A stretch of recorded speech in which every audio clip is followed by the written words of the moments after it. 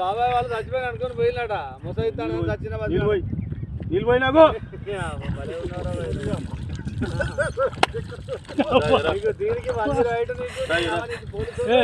ఎందుకు పన్న వాళ్ళ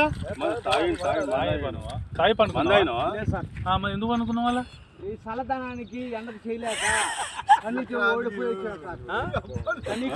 ఓడిపోయి వచ్చిన గెవలేక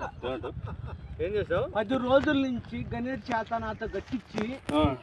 నా కష్టం దోచుకొని గణేట్ రాయ్